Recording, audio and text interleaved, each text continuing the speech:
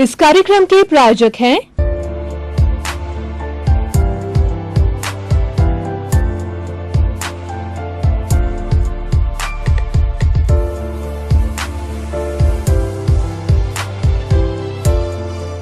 दर्शकगण, श्रोतागण, भाई और बहनों, मातृशक्ति को नमन।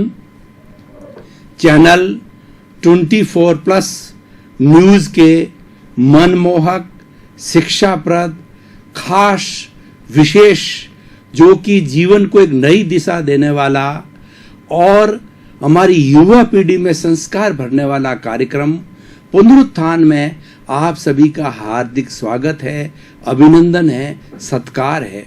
पुनरुत्थान एक ऐसा कार्यक्रम है जो कि हमारी भावी पीढ़ी में नए नए संस्कार भरते हैं। हमारे जो संस्कार लुप्त हो रहे हैं उसका फिर से बीजारोपण किया जाता है। इसीलिए प्रतिदिन चैनल 24+ न्यूज अलग अलग विषय इस कार्यक्रम में रखते हैं और उसके ऊपर हम विवेचन प्रस्तुत करते हैं। इसी क्रम में आज का हमारा एक अति उत्तम, एक बहुत ही विशेष विषय है स्वामी विवेकानंद का दर्शन। स्वामी विवेकानंद को 150 वर्ष हो चुके हैं। हमने पिछले वर्ष उनकी 150वीं जन्म जयंती मनाई थी और स्वामी विवेकानंद का जन्म ब्राह्मण कुल में हुआ था। ये बंगाल के निवासी थे और उन्होंने ये प्रारंभ से अनासक्त थे।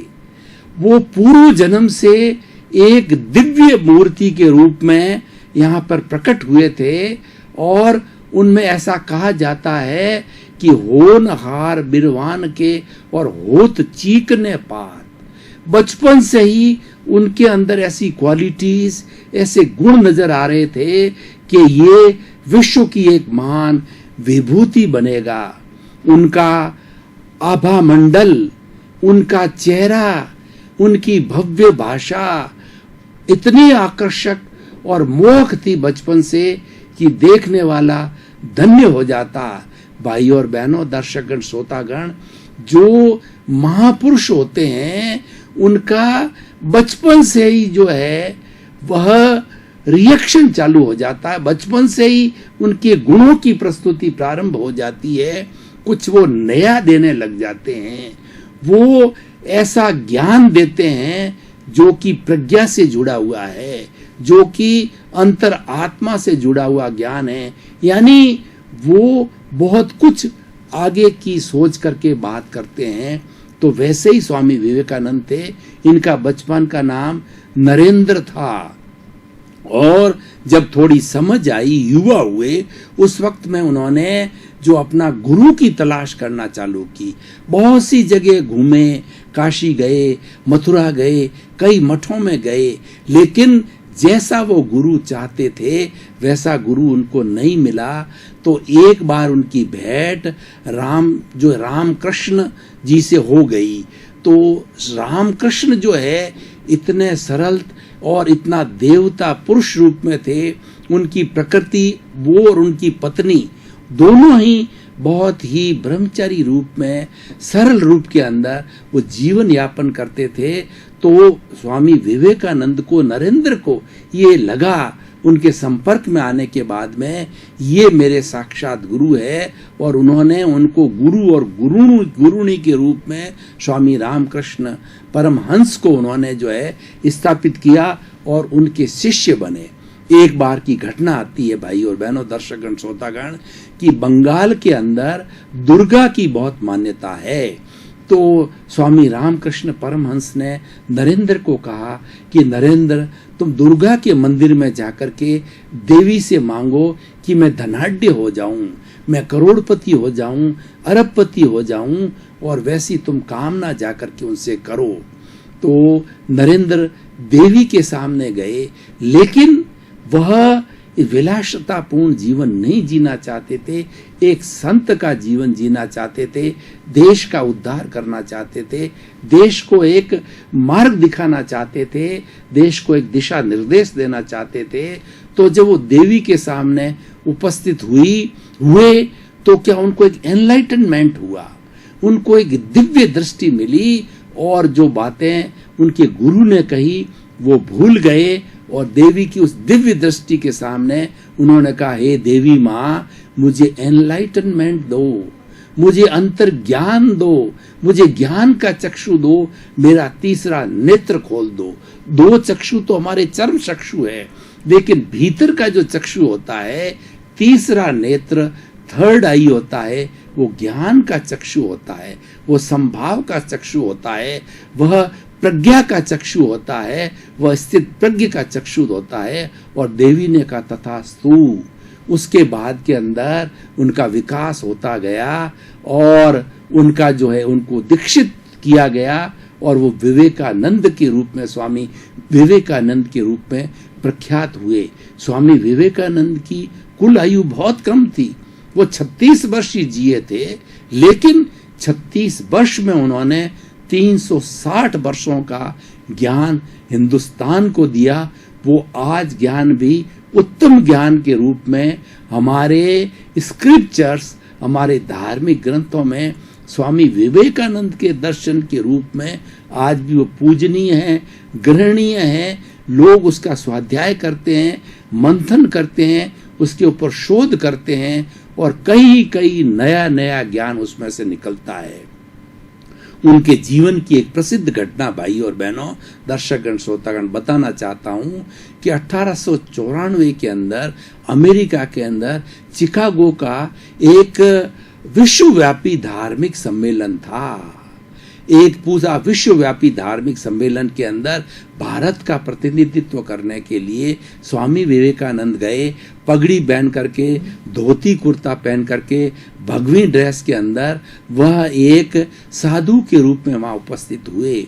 तो वहां के लोगों ने, जो स्वामी विवेकानंद का नंबर आया बोलने का, वेशभूषा दे करके तिरस्कार किया लोगों ने कि ये जो है ऐसा व्यक्ति, वो जो कि बिल्कुल कहना चाहिए गंवारू व्यक्ति जो है, वो हमको क्या दर्शन देगा, हमको क्या शिक्षा देगा।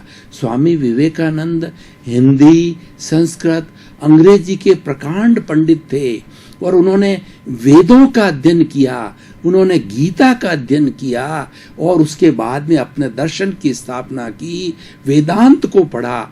वो मैं बाद में आपको उनका दर्शन बताऊंगा। तो प्रकांड पंडित थे, उन्होंने भारत का प्रतिनिधित्व किया, और उन्होंने प्रारंभ से जब बोलना चालू किया, ladies and gentleman, my brothers and my sisters, I want to deliver here the lecture on the zero. और 18 घंटे तक वो लेक्चर चला, टुकड़ों टुकड़ों के अंदर। उस लेक्चर में उन्होंने बताया कि जीरो की उत्पत्ति भारतीय अर्थमेटिशियंस ने की, भारतीय वैज्ञानिकों ने की, और इस जीरो से हमारा पूरा विश्व का संबंध है, संख्याओं का संबंध है, और जीरो के जुड़ने से, किसी अंक के साथ जुड़ने से, वह अंक जो है कितना गुणित हो जाता है। जीरो की इतनी सांगोपांग व्याख्या जब लोगों ने सुनी तो उनके फैन बन गए। फिर तो वो बार बार आते जाते रहे, उनको पूजनीय स्वामी जी के रूप के अंदर वो पूजनीय हो गए, और पूरे विश्व के अंदर भी ये बात फैली तो पूजनीय हुए। भारतवर्ष के अंदर उन्होंने जो है अपना स्वामी विवेकानंद दर्शन दिया। वो दर्शन वेदों पर आधारित था, वेदांत पर आधारित था, गीता पर आधारित था। उन्होंने राजयोग दिया, कर्म योग दिया, भक्ति योग दिया, ज्ञान योग दिया, और नव्य वेदांत का, प्रैक्टिकल वेदांत का जो है उन्होंने उपदेश दिया, दर्शन दिया। राजयोग के बारे में उन्होंने बताया कि जो हमारा पॉलिटिकल सिनेरियो है, हमारा जो राजतंत्र चलता है, उसके अंदर नैतिकता होनी चाहिए, और उस राजयोग के अंदर जो ऋषि पुरुष हैं, जो त्यागी है, वैरागी है, अनासक्त है। जैसे कि राम राज्य के अंदर वशिष्ठ को स्थान दिया जाता था, जनक भी अपने गुरुओं को स्थान देता था, और पूरे रामायण के अंदर गुरुओं को स्थान दिया जाता है। तो उन्होंने ये स्थापना की कि राजयोग के अंदर जो गुरु है, पुरोहित है, उसका स्थान सर्वोच्च होना चाहिए, क्योंकि वो जो बात करेंगे वो जगत कल्याण की बात करेंगे, जनहित की बात करेंगे, वो निस्वार्थ बात करेंगे। क्योंकि राजनेता तो कभी कभी बात अपने पार्टी की बात कर लेते हैं, स्वार्थ की बात कर लेते हैं, तो उसके ऊपर प्रमाणित जब किया जाता था, छाप जब लगती थी, ऑर्डिनेंस जब लगता था, जब गुरु का जो है उसके ऊपर सहमति हो जाती थी। राजयोग के बारे में इन्होंने पूरा दर्शन दिया कि किस तरीके से हमारे इस लोकतंत्र को चलाने के लिए शुद्धि होने चाहिए, और वो राज है by the people, for the people, to the people. ये राज जो है जनता का राज होना चाहिए, जनता के द्वारा चयनित लोग जनता के द्वारा भेजे जाने चाहिए, और वो जनता के लिए काम करें। ऐसा राज का एक रोल मॉडल उन्होंने दिया। भाई और बहनों, दर्शकगण, श्रोतागण, वो 150 वर्षों से आज हमारा हिंदुस्तान जो है एक डेमोक्रेटिक कंट्री है, और विश्व का सबसे बड़ा डेमोक्रेटिक कंट्री है। दूसरे देशों के अंदर डेमोक्रेटिक होने के बाद में कितनी एनार्की आ जाती है, कितनी तानाशाही आ जाती है, लेकिन हमारे इस राजयोग के कारण जो है हमारा जो कार्य ये चलता है शासन का, बड़ा सुंदर तरीके से और बड़ा निस्वार्थ भाव से चलता है। कर्मयोग की बात की, तो कर्मयोग के अंदर जो स्वामी विवेकानंद ने कहा कि व्यक्ति को हर क्षण कर्म करता रहना चाहिए, और सत्कर्म की बात कही है। दुष्कर्म तो छोड़ना चाहिए, दुष्कर्म त्याज्य है और सत्कर्म ग्रहणीय है। और सत्य कर्म वह होना चाहिए जो सत्य से जुड़ा हुआ। Truth is God, God is truth. सत्य को ईश्वर मान करके और व्यक्ति को कर्म करना चाहिए। गीता का उन पर बहुत प्रभाव था, तो उन्होंने कहा हर व्यक्ति को निष्काम कर्म करना चाहिए, फल की इच्छा नहीं करनी चाहिए। चाहे आप अपने बाल बच्चों का पालन पोषण कर रहे हो या अपना समाज का कार्य कर रहे हो, हर एक के अंदर जो है निष्काम कर्म की भावना उन्होंने कूट कूट करके भरी है। स्वामी विवेकानंद जी जो का जो सारा दर्शन है, वह दर्शन एक चरित्र प्रधान दर्शन है, एक अच्छा इंसान बनाने का दर्शन है, एक भाईचारे का दर्शन है, और समग्र जगत कल्याण का दर्शन है, और सर्वोदय का दर्शन है कि हमारे जितने भी देशवासी हैं वो सब समान हैं। दर्शकगण, श्रोतागण, काफी लंबे समय से हम स्वामी विवेकानंद के दर्शन का आनंद उठा रहे थे और इतने तल्लीन हो गए थे। अब थोड़ा सा तरोताजा होने के लिए कुछ समय का ब्रेक ले रहे हैं। ब्रेक के बाद पुनः हाजिर होंगे।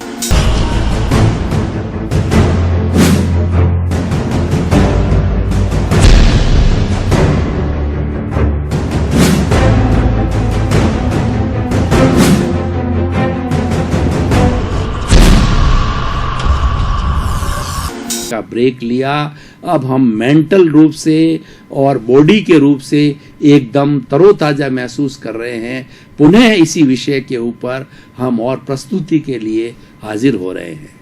सबका सर्वोदय हो, सबका उदय हो, सबका भला हो, और सब हम सहकारिता के साथ में एक दूसरे से मिलजुल करके कार्य करें। हमारे देश के हर निवासी को यहाँ पर शांतिपूर्ण जीवन से जीने का अधिकार है, और रोटी, कपड़ा, मकान, शिक्षा, चिकित्सा, ये मूलभूत उसकी जो आवश्यकता है सबको प्राप्त करने का पूरा अधिकार वो उसको मिलनी चाहिए।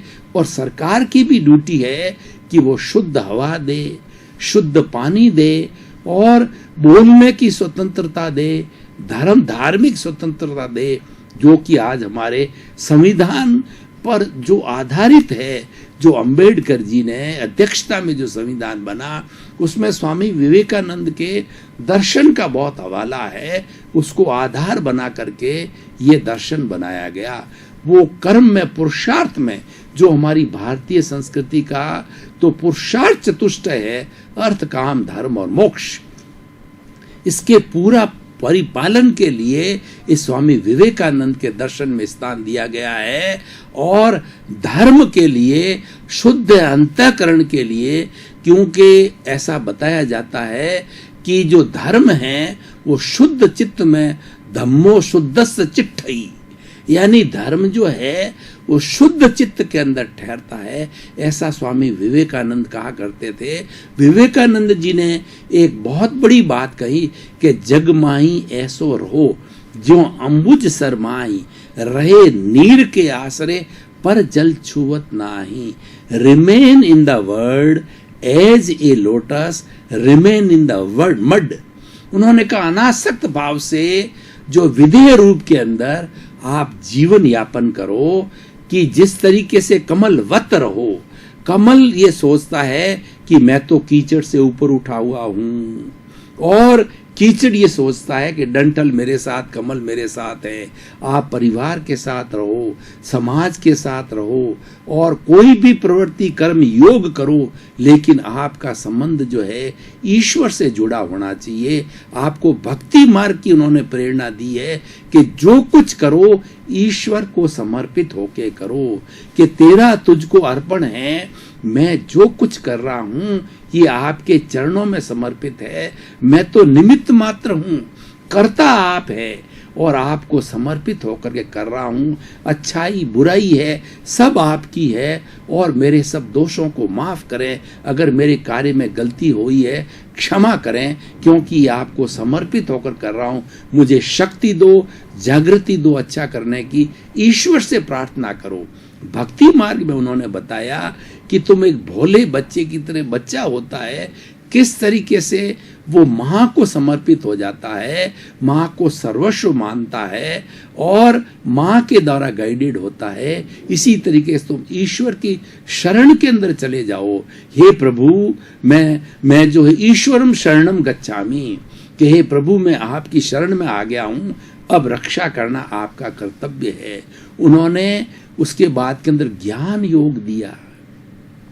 ज्ञान योग के अंदर उन्होंने इतनी बातें वेदों के से लेकर के बताई, उपनिषदों से लेकर के बताई, कि वो एक ज्ञान का बड़ा भंडार थे। एक स्वामी विवेकानंद जी जो है एक चलते फिरते विश्वविद्यालय थे। स्वामी विवेकानंद का जब नाम आता है तो आज उनका इतनी इमेज बनी हुई है, आज उनका इतना नाम है कि ज्ञानी पुरुष, जो ज्ञानी पुरुष होता है, चरित्रवान होता है, उसको कहा जाता है दूसरे विवेकानंद कहा जाता है। बड़े बड़े आचार्य लोग होते हैं, ऋषि पुरुष होते हैं, उनको संबोधन किया जाता है कि दूसरे विवेकानंद है। इतनी ज्ञान की क्षमता उसके अंदर थी। और उन्होंने कहा कि उठो जागो और जब तक चलते रहो जब तक कि मंजिल प्राप्त नहीं होती। स्वामी विवेकानंद ने हमेशा युवकों के अंदर, क्योंकि वो 36 वर्ष की उम्र में ही स्वर्गलोक चले गए थे, युवक पूर्ण अवस्था में चले गए थे, पूर्ण यौवन में चले गए ने, उन्होंने युवाओं को कहा कि तो अपना शक्ति का विस्फोट करो और तब तक चलते रहो पूरी ऊर्जा के साथ, पूरे संकल्प शक्ति के साथ, जब तक कि तुम्हें लक्ष्य प्राप्त नहीं होता है। स्वामी विवेकानंद ने हमेशा जो है ये प्रेरणा दी अपने दर्शन के अंदर कि हर व्यक्ति को अपने जीवन का लक्ष्य बहुत ऊंचा बनाना चाहिए, चाहे उस तक उसका हाथ नहीं पहुंचे, बहुत बहुत ऊंचा हो, लेकिन क्यों ऊंचा अपना लक्ष्य बनाने के लिए उन्होंने क्यों प्रेरणा दी कि जितना आपका लक्ष्य बड़ा होगा उतने ही आपके साधन बड़े होंगे। अगर आपका लक्ष्य छोटा है तो आप साधन बहुत छोटे जुटाएंगे। भाई और बहनों, दर्शकगण, श्रोतागण, मैं आपको बताना चाहता हूं कि जो ईश्वर ने 24 घंटे सबको दिए हैं, कोई ऐसा नहीं जिसको 25 घंटे दिए हैं। आज जैसे कुबेर है, टाटा है, बिरला है, रिलायंस वाले हैं, ये कुबेर कैसे बने? इन्होंने लक्ष्य बनाया इनके पूर्वजों ने लक्ष्य बनाया कि हमको रिलायंस वालों ने, जो धीरू भाई अंबानी ने लक्ष्य बनाया कि मुझे जो है एक जो 15 पैसा है उसके अंदर मेरा संदेश जो है पूरे विश्व के अंदर फैल जाना चाहिए, और करके दिखाया। जो आज मोबाइल के अंदर या आईटी के अंदर जितनी क्रांति आई है, ये धीरू भाई अंबानी के लक्ष्य से आई है। उन्होंने जो लक्ष्य बनाया था, आज वो नहीं रहे, पर आज उसका लक्ष्य पूरा हो रहा है। तो इसीलिए लक्ष्य हमारा बड़ा होता है तो हमारी सारी प्लानिंग बड़ी होती है। अरबपति बनने वाला व्यक्ति बड़ा धंधा खोलेगा, और व्यक्ति एक शुरू से यही सोच ले प्रारंभ से कि मुझे तो लाख रुपए लखपति बनना है, तो बहुत छोटी दुकान करेगा। अब उसी में ही वो 10 घंटे 12 घंटे जितने लगाएगा, और उधर अरबपति बनने वाला वो भी उतना ही समय लगाएगा। तो इसीलिए हमारा लक्ष्य बहुत ऊंचा होना चाहिए। और स्वामी विवेकानंद ने कहा, उठो, तुम लक्ष्य को समर्पित हो जाओ। 24 घंटे लक्ष्य तुम्हारे सामने रहना चाहिए। अर्जुन को जिस तरीके से वो आंख भेदने की मछली की दिखाई देती थी, वो तुम्हें हर क्षण तुम्हें मंजिल देनी, उनका ये बहुत बड़ा स्लोगन था। उठो, तब तक चलते रहो, चरे वेती, जब तक कि लक्ष्य को प्राप्त नहीं हो जाओ। ज्ञान की हम बात करें तो पूरा उपनिषदों का ज्ञान, वेदांत का ज्ञान उन्होंने अपने दर्शन के अंदर, ज्ञान योग के अंदर दिया। अब मैं प्रैक्टिकल वेदांत की बात करना चाहूंगा। जो वेदांत का अर्थ होता है वेद प्लस अंत। अंत का मतलब वेद अंत नहीं हो रहे हैं, परंतु वेद की संपन्नता के ऊपर उस पर जो टीका, चूड़नी, भाष्य, कमेंट्रीज लिखी गई, वो वेदांत कहलाता है। और उसमें 108 तरह के उपनिषद आए। स्वामी के विवेकानंद ने उसमें एक नया चैप्टर जोड़ा, नव्य वेदांत बताया, प्रैक्टिकल वेदांत की बात बताई। उन्होंने कहा उपनिषदों में जो बातें लिखी गई है, वो जो आज का सिनेरियो है, आज की जो परिस्थिति है, तो उसको अप्लाइड वेदांत कहा जाता है कि आज के युग में कैसे अप्लाइड है। उपनिषदों का युग था, वेदों का युग था, उसके अंदर हम पृथ्वी के अंदर सभी जो हमारे घटक थे, वो जो कि पृथ्वी, जल, अग्नि, वायु, आकाश, हम पत्थरों की पूजा करते थे, हम पहाड़ों की पूजा करते थे, और हम हर चीज की पूजा करते थे और उसको ईश्वर का रूप मानते थे। बरगद की पूजा करते थे, समर्पण था। लेकिन आज समय बदल गया है। आज गूगल के अंदर सारा ज्ञान, जो स्वामी विवेकानंद के दिमाग में जो ज्ञान था, वो सारा ज्ञान गूगल के अंदर आ गया है। तो अब सामान्य व्यक्ति भी उस ज्ञान को प्राप्ति कर सकता है। तो आज के सिनेरियो के अंदर अप्लाइड वेदांत ये कहता, हम ब्रह्माष्टमी की बात वेदांत में कह गई है कि जगत जो है ब्रह्म सत्य, जगत मिथ्या, वेदांत के अंदर बात कही गई है। तो उन्होंने ये बताया कि ग्लोबलाइजेशन जो आने वाला है, उन्होंने इसका पहले से चित्रण कर दिया कि समय बदल रहा है, विज्ञान तरक्की करेगा। ग्लोबलाइजेशन के युग के अंदर वसुधैव कुटुंबकम का जो सिद्धांत है, किस तरीके से व्यक्ति ग्लोबलाइजेशन के अंदर वसुधैव कुटुंबकम की जो कंसेप्ट है उसका पालन करे, उसके लिए उन्होंने कहा भाईचारा, हर प्राणी से प्रेम करो, सबसे बड़ा मानव धर्म। स्वामी विवेकानंद ने कहा कि हमारा मानव धर्म क्या है कि one sky, one earth, one God and one religion. What is that one religion? That one religion is मानव धर्म। हमें उन्होंने मानव धर्म की स्थापना की है कि नर है वही नारायण है, नर की सेवा करो। नर अगर व्यक्ति, मनुष्य अगर दुविधा में है, उसकी सेवा करो, पर्यावरण का संरक्षण करो, जीव मात्र को तो आत्मतुलावत समझो। जैसी मेरी आत्मा है वैसी की वैसी आत्मा अन्य जीवों की है। उनका शोषण मत करो, उनका दोहन मत करो, उनको कष्ट मत दो। प्राप्त मन वचन काया से जगत के किसी प्राणी को किंचित मात्र भी कष्ट न हो, वो उनके दर्शन का सबसे बड़ा हार्द था और दर्शन का लक्ष्य था और उस दर्शन का निष्कर्ष था। स्वामी विवेकानंद को आज विश्व नहीं भूल सकता। उन्होंने पूरे विश्व के अंदर मानवता का पाठ पढ़ाया कि हर प्राणी के अंदर भावना जो है वो पॉजिटिव होनी चाहिए कि मेरा पड़ोसी और मेरे समाज का व्यक्ति वह मेरा भाई है। अगर उसको कष्ट है तो मैं मदद करूं, और मदद नहीं करूं तो कम से कम उसको कष्ट तो ना दूं। किसी भी प्राणी को किसी प्रकार का कष्ट नहीं दिया। वो अहिंसा के बहुत बड़े पुजारी थे, वो मानवता के मसीहा थे, और उनके रोम रोम में करुणा भरी हुई थी, उनके रोम रोम में युवकत्व था। उनकी बात का इतना असर था कि जब वो प्रवचन देते थे तो सहज रूप से युवा लोग जो है वो उनका प्रवचन ग्रहणीय हो जाता है।